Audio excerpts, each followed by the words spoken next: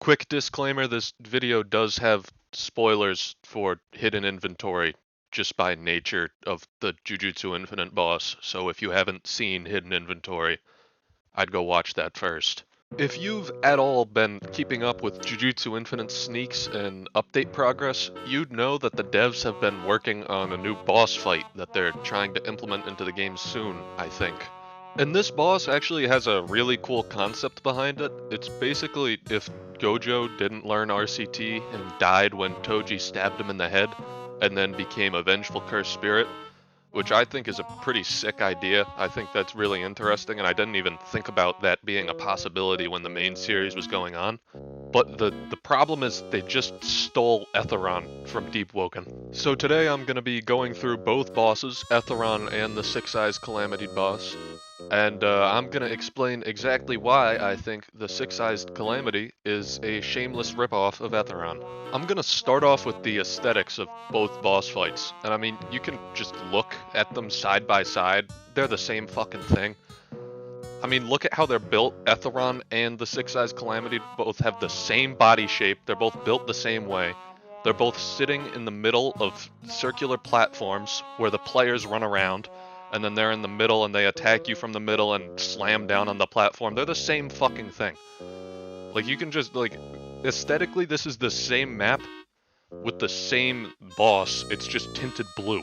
Literally the only difference between the map design and boss design of the Six Eyes Calamity and Ethiron is that the Six Eyes Calamity has a weird eyeball right in the middle of it and isn't all skeletal, and the Ethiron map has stairs and multiple floors.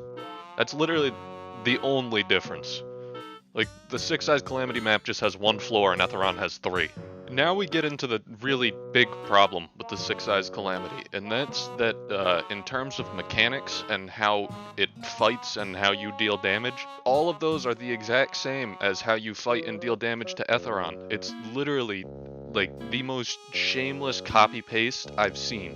So with Ethiron, basically on every floor there are these pedestal things, and every once in a while Ethiron will use an attack where he fires off bones at you, and if you parry the bones, they'll fall on the floor, and then you have to take these bones and put them on the pedestals, and then if you fill all the pedestals, Ethiron will get stunned, and then you can deal damage to him when he gets, like, pulled onto the map. The Six Eyes Calamity boss, you collect these things called dimensional energy charges, and yeah, that you put those onto these inverted spears of heaven that shoot out and hit the boss and then drag them onto the map so that you can deal damage. It is literally 1-for-1 the exact same game mechanic. Like, how does this even, like, they don't credit Deep Woken anywhere on their Discord page when they're dropping the update logs or whatever.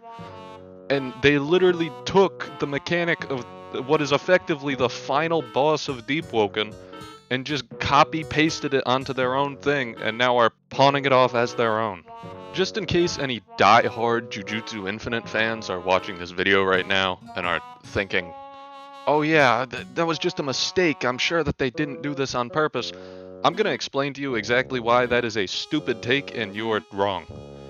In case you missed it, the first 3 minutes of this video were dedicated completely to explaining how aesthetically these bosses are the same thing, and how they play the exact same way.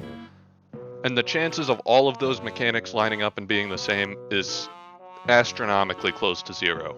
Also, Deep Woken isn't like some no-name fucking game that sits on the back pages of the platform. Deep Woken, in terms of longevity and consistency with updates and maintaining their player base, has got to be one of the most successful games on the platform, and it does all that while still being paid access. So it's not like this is some obscure game that the devs have just never heard of and happened to make a copy of their boss. Deep Woken is one of the most successful games on the platform that Jujutsu Infinite is being made on.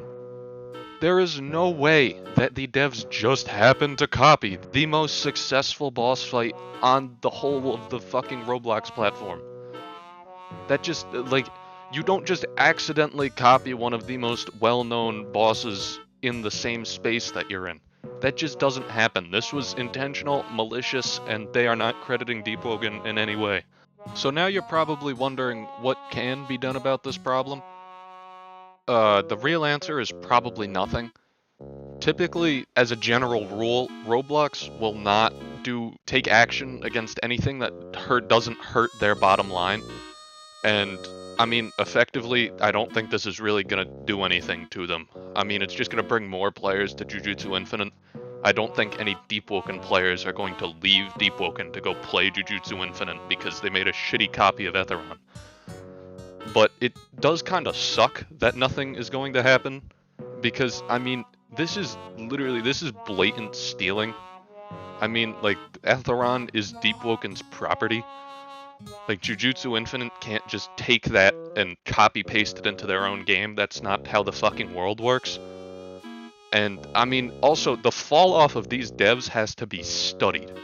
Because they went from making one of the most original and successful games on the... Well, not successful, but in my opinion, one of the most original and well-made games on the platform that was criminally underrated, and it was clear there was a lot of passion and heart behind it, to making this piece of shit cash grab that initially was just a bad game that it was funny to dog on because it sucked. But now it's actually just stealing property from other games, which is never okay, and they should be ashamed of themselves.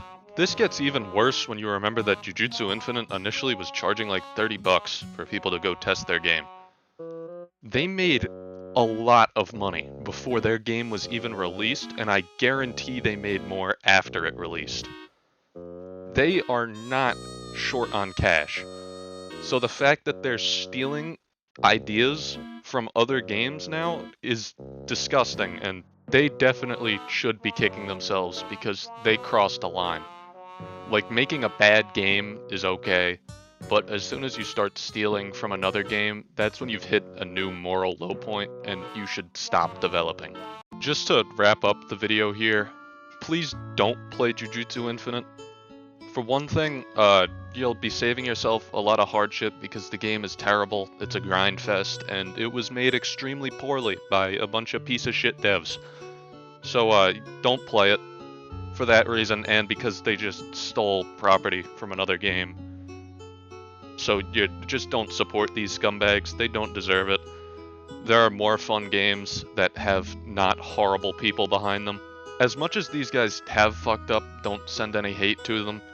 Hate campaigns have never solved any problems, they usually only make problems worse, so just ignore them.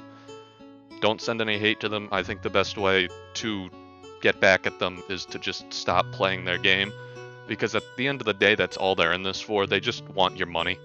They're making all this shit not because they're passionate about developing games, but because they want you to see their big flashy effects and the concept they stole from another successful game, and then pay them by buying their game passes and giving them more gameplay retention so that Roblox pays them more. So, yeah, don't send them hate, don't play their game. That's about all I have to say. Peace.